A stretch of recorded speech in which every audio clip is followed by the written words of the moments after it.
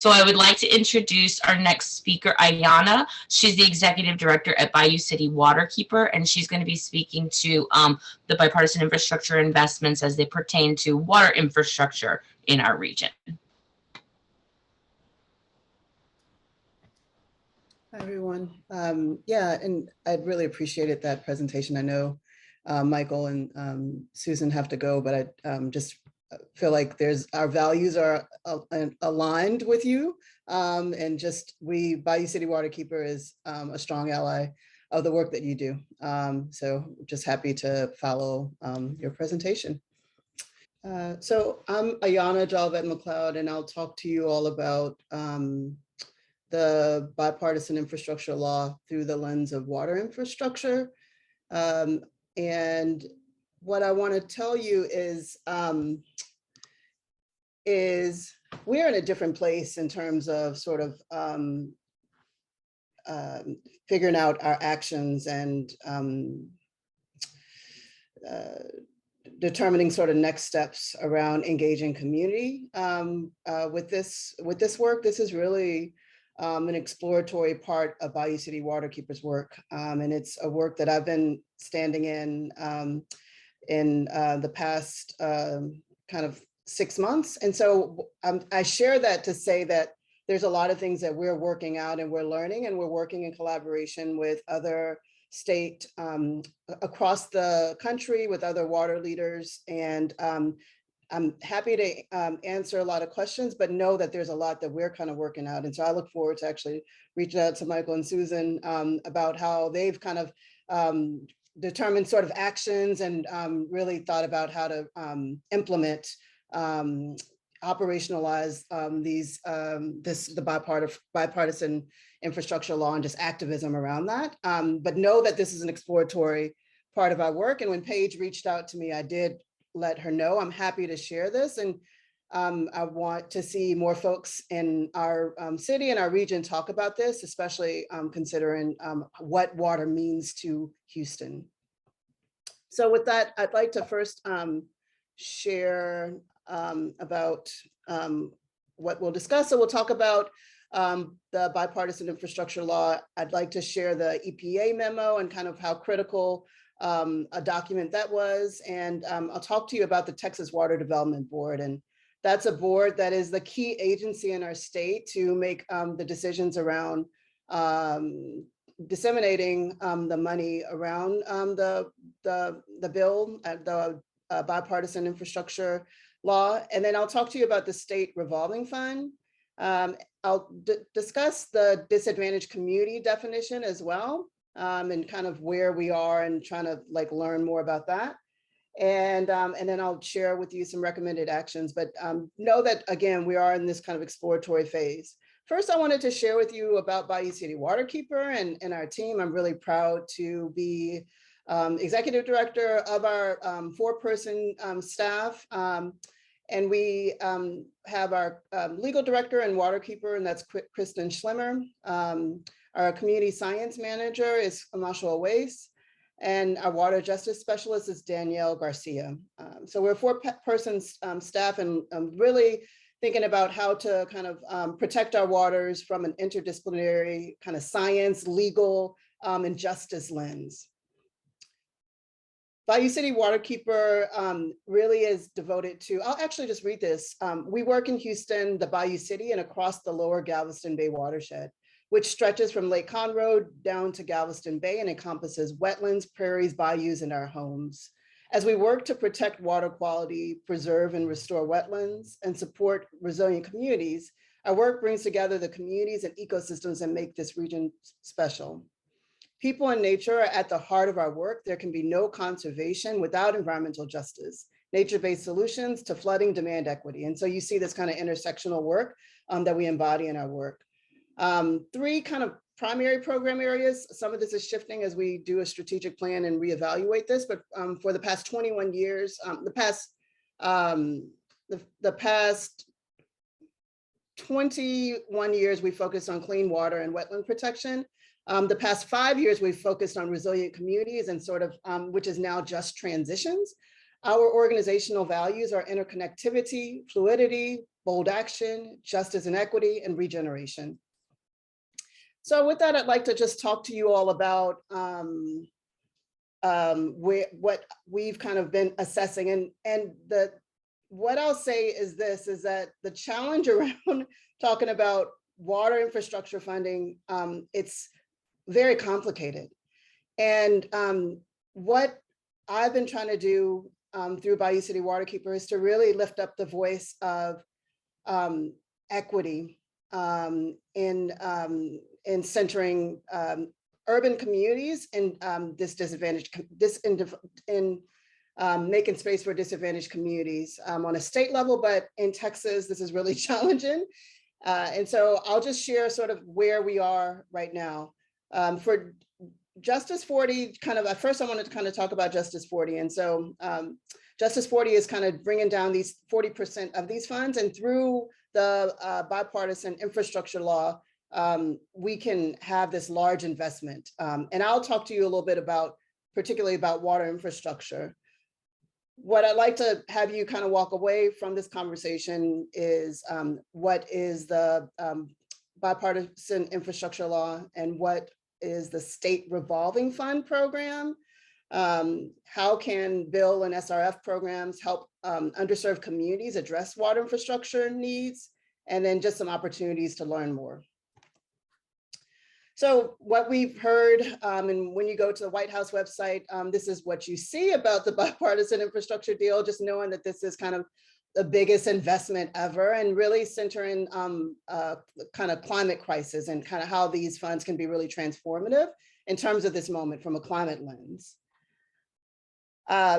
Big picture, we have $550 billion and with water as a core priority. And what this means for Texas is $2.9 billion for water infrastructure money. So it's focusing on water, it's about $50 billion. And this money will be channeled through the EPA. So it goes through the EPA and then through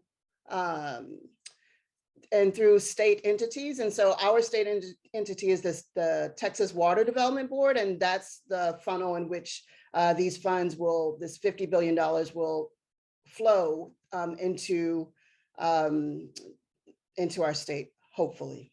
And I have a lot of pause because there's a lot of concern around how to bring these funds down. So this is the single largest federal investment in water infrastructure. And it's a really kind of radical moment right now because the funds are really centering disadvantaged communities. And it could be really transformative in terms of sort of the needed infrastructure in a lot of disadvantaged communities. It's a 5-year timeline. And so that's a kind of key period of time that we're kind of keeping track of. And some of the kind of implementation goals that EPA has kind of identified is targeting resources to disadvantaged and underserved communities, and kind of making this progress around lead replacement, tackling forever chemicals, or you might hear PFAS a lot in regards to the forever chemicals, supporting resiliency, creating good jobs. And I think I wanted to kind of lift up the creating good jobs piece, because one thing that we don't think about in terms of sort of the finance piece and how money gets to communities is who's kind of behind the scenes and in leadership around utility companies. And what we found is that in utility companies, the water infrastructure money is coming to communities through utility companies primarily. And many times the face of those utility companies are mostly white men. And so that's a really important piece to kind of hold on to, of how to diversify workforce in terms of kind of water utility companies. And so that's something that we're exploring and in dialogue with different leaders. And SRF, and I'll kind of talk a little bit about this too, is a state revolving fund, and I'll kind of explain kind of what that is. But the way that we will, that we have kind of historically gotten money through the Texas Water Development Board is primarily through state revolving fund. And there's two types of state revolving funds. There's a clean water state revolving fund, and then there's a drinking water state revolving fund. So this is, clean water is really around sort of wastewater and stormwater projects, and then drinking water is obviously focusing on drinking water. And this is sort of the breakdown. The critical piece around this is that 49% of these funds will be available as grants and forgivable loans. Historically, disadvantaged communities, low wealth communities, communities of colors have not been able to access these funds because it's been, SRFs have been primarily kind of structured as a loan program. And so in order to access that funding, you have to prove that you can pay that money back. And we know because of decades of disinvestment, then this becomes a larger kind of systemic issue that becomes a barrier for a lot of communities to access these funds. So this opportunity is a really transformational, could be a transformational opportunity in terms of water infrastructure for a lot of communities. A lot of folks don't know about the Texas Water Development Board. Honestly, I've just learned about them in the past year, and I was proud to go and provide testimony to them as part of the sunset review process. We heard a lot about the TCQ sunset review process.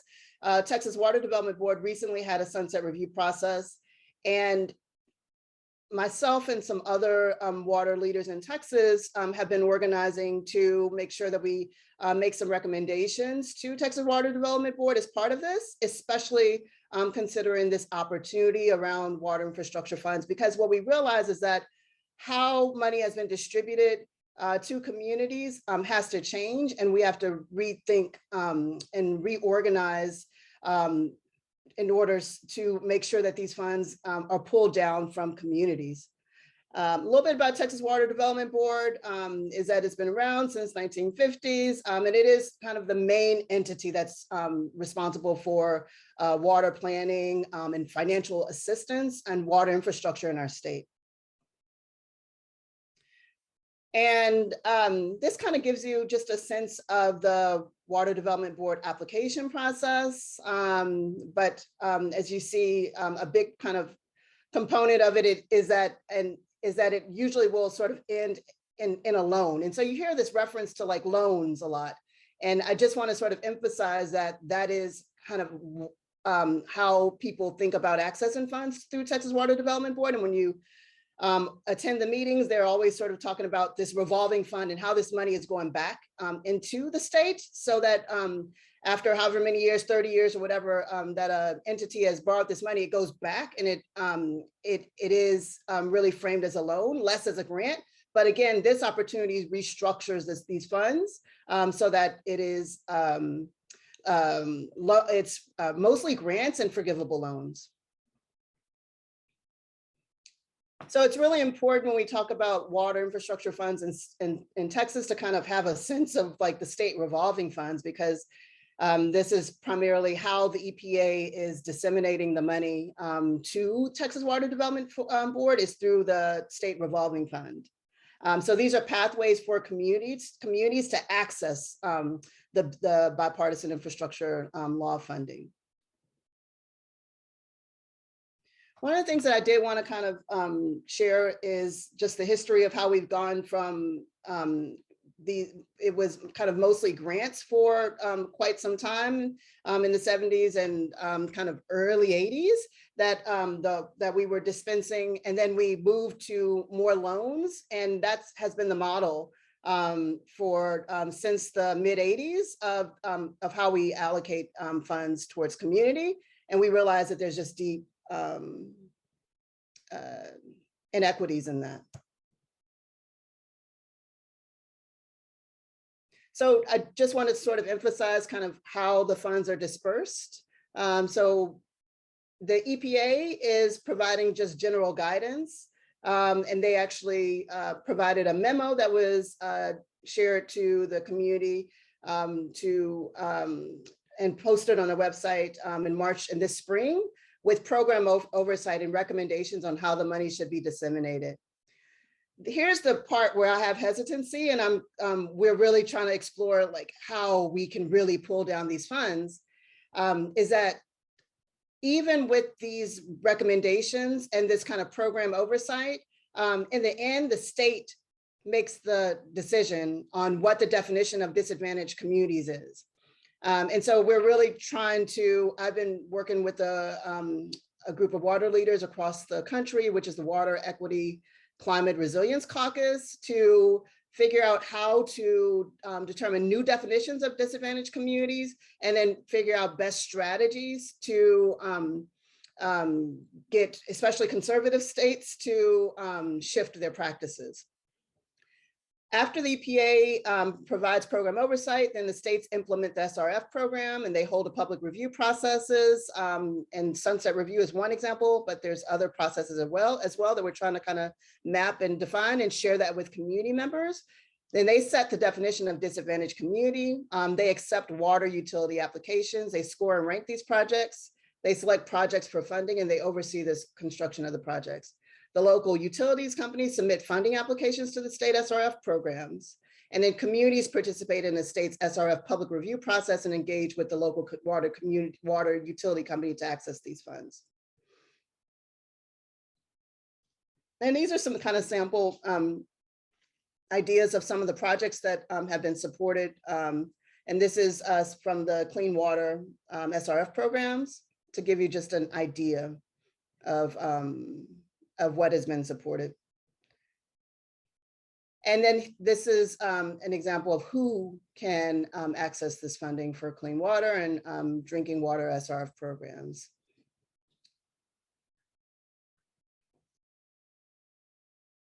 And then just pulling from the Texas Water Development Board's website on the Clean Water SRF program, that this is sort of like, what can the program do for you? What can the Clean Water State Revolving Fund kind of do for you?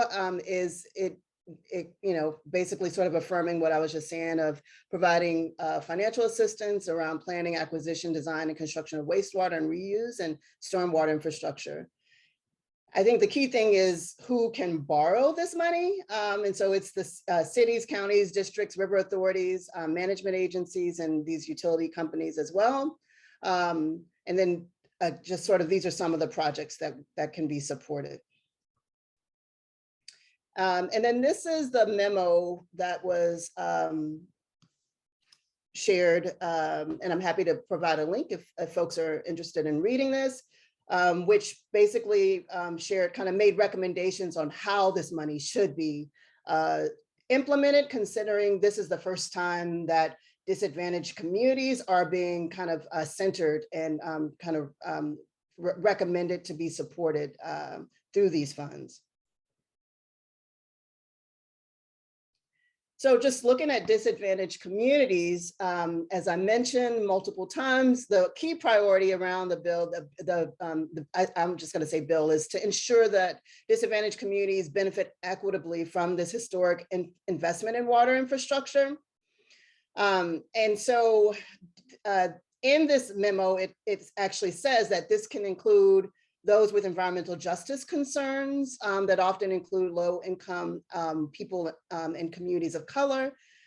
Disadvantaged communities experience or at risk of experiencing disproportionately high exposure to pollution, whether that's in air, land, or water. And then this sort of talks about sort of like where those funds are sort of recommended to be spent around grants and forgivable loans. And so in the memo, it's outlined of like trying to kind of get a sense of making sure that we center environmental justice with these funds. And these are just sort of the indicators that are used to define disadvantaged communities around water infrastructure. So what I'm working on right now is working with some other water leaders to have a sense of how Texas defines disadvantaged communities around water infrastructure, and to compare that to other states and to see what recommendations we would have around that definition. So this is just a general sort of scope of how water infrastructure is defined around disadvantaged communities, but that is next steps for us. These are some recommendations, and I feel like this might speak to, well, what can be done? Because like I said, we're in this exploratory sort of phase as an organization and how we show up with this work. And I look forward to sharing how this develops over time. But these are some of the recommendations that we collaboratively sort of came together to include in the sunset kind of review for Texas Water Development Board. To evaluate, for Texas Water Development Board to evaluate its use of technical assistance set-asides in the clean water SRFs and the drinking water SRFs programs, and to identify ways to increase technical assistance to disadvantaged communities, because we know that technical assistance is a critical piece for communities to access these funds. Many of these low wealth communities, underserved communities, communities of color don't have access to consultants to complete these complex applications. And so technical assistance can be really critical. To evaluate the proportion of loans and grant loan forgiveness in the clean water SRFs and drinking water SRF programs, and to implement some proportion of available funds to 100% loan forgiveness within one project. I'm hopeful about this, but I'm also skeptical too about this on a state level. But I think we still want to kind of make this recommendation. To evaluate its definition of disadvantaged community and affordability criteria in the drinking water SRF and the clean water SRF, and amend as necessary to ensure that these funds are reaching communities most in need. And so that's kind of where I'm working in, the space I'm working in. And to report on its implementation of the Bipartisan Infrastructure Law, SRF funds, and its biennial legislative priorities report. And we're just trying to track this and make this available to the community so that community can show up and advocate for this as well. And I'll just kind of end on some kind of recommended actions. These are not hard kind of actions or campaign actions. These are sort of, again, sort of in development, is to participate in the SRF public review process. And as we discover and learn of these things and the dates of these things, and we're happy to share these with you. And I encourage you to go to our website and join our email list, and we'll share them with CEC as well. Because I do agree with Paige that does get to a lot of folks. To identify and engage with local water utility companies, because that's kind of a missing piece of the puzzle, where a lot of people don't know that they're kind of a critical part in accessing water infrastructure funds. To diversify water utility companies, examine definitions of disadvantaged communities in other states, to propose new definitions of water infrastructure, and to reach out to representatives. And that's our website for more information about Bayou City Waterkeeper. Great. Thank you so much for all of that wonderful information. We do have a couple of questions already in the chat. Nancy asked, how do the giant tunnels that take floodwaters to the bay fit into all of this? They're not getting the water. They're getting money from a different source, and it's not coming through the SRF funds. And so I'm speaking really from the perspective of the Bipartisan Infrastructure Law funds that are made through dispensed through the SRF funds, but that's it's not through Texas Water Development Board. And so that's a separate issue that we also want to monitor for ecological and environmental justice issues, but different place in which those funds are being dispensed. Okay. The second question that I have from Lydia is the development board the recipient of the monthly additional tax on our water bills? I don't know. I'm not sure. I thought that was through City of Houston, if you're in City of Houston, but I'm not, I don't think so. Okay. Stephanie asked, can this money be used to replace lead pipes? Yes. And how prevalent of an issue are lead pipes in Houston? Yeah. It can through the drinking water SRFs funds, and it's a huge issue. It's the challenge for me in answering that is that Bayou City Waterkeeper has really focused on drinking water and wastewater. On wastewater and clean water, less on the drinking water piece. But we know that is a huge issue in Houston, and I've heard it being lifted up in communities like Fifth Ward, and these funds would be transformational in that, but it's a matter of sort of organizing around them. Thank you. While I wait for anybody else who has a question, I don't see any hands up. I had a couple of thoughts. I don't know if you'd be able to share your slides and go back to that one that had it. It was like one of the first ones you shared, and it had a couple of bulleted lists, and it was like all of the different types of projects that could be. And the second to last bullet, it said something about climate resilience, and then it said the One Water Initiative, which I think I know what that is. But I was wondering if you would expound upon that, because as we get into an era of worsening climate extremes and maybe water scarcity, what that sort of project would mean for our region. Or maybe you can do it without sharing your slide if you can find what I'm talking about. Sure. No, well, One Water is the I wish I could actually pull it up, but the One Water is a framework around really thinking about the interconnectivity of like how we manage water. And I know that there's a developing framework around it through the city of Houston, actually, that they're trying to integrate that into water planning on a city level. And I'm reaching out to that office to find out more about that.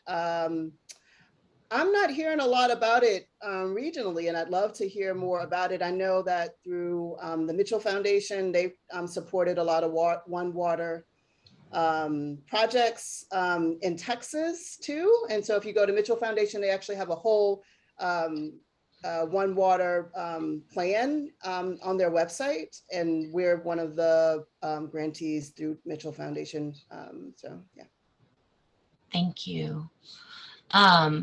I did have another question around kind of the water issues in the region. And I know you talked about kind of like access to clean drinking water and the issue in lead pipes. And I know that we all experience the flooding issues and the drainage problems, you know, that we have here in Houston. And as climate storms get worse and worse, how those sort of flooding issues will be exacerbated.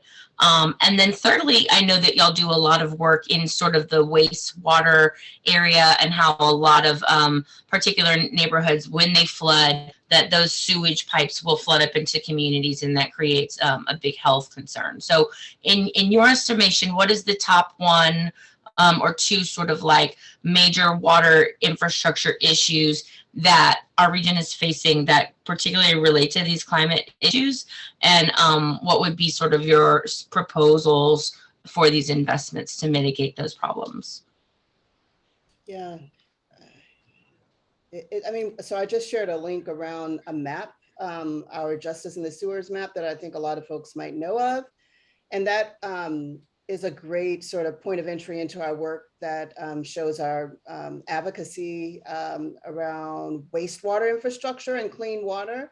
It monitors, we led the consent decree with the city of Houston, and we are monitoring this consent decree through this map. And this basically kind of couples the data from that the consent decree that the city is required to report on a monthly basis through the consent decree. And then we couple that with census tract info, and we create an environmental justice lens to monitor wastewater, sanitary sewer overflow. So you can look in your zip code and find out how sewage is affecting, sewer overflows is affecting your community. And so I would probably say wastewater is a big one because we have aging infrastructure. We're also looking into Baytown as well. What we found is, especially from an environmental justice lens and looking at disadvantaged communities, is that these overflows are affecting, disproportionately affecting communities of color. And so we see that in Baytown with Latinx communities, and we see that with in city of Houston too. And there's also a tricky part to kind of think about is what is private and public sort of responsibility. And so there's private sewer laterals of like that in which if you are dealing with or if you think about private septic systems. And so that's something that is not normally considered as part of water infrastructure funds. And what I would actually how I would answer your question is not only is it a matter of like rethinking what the priorities are, but expanding our definition of water infrastructure. And water infrastructure, how we've always sort of thought about dams and reservoirs, treatment plants, pipes, and mains, water mains. But we need to kind of rethink that and think about what's private, what's public, and really even sort of I would even go far and think about utility justice as part of that too. And it's just an opportunity to think about a just transition in this moment as we think about this possible transformative water infrastructure money. So. Fantastic. That's a really great answer. And thank you for bringing us back to sort of the bigger context of really this being just one component of all of these interrelated issues and how do we move into this just transition. So that was fantastic.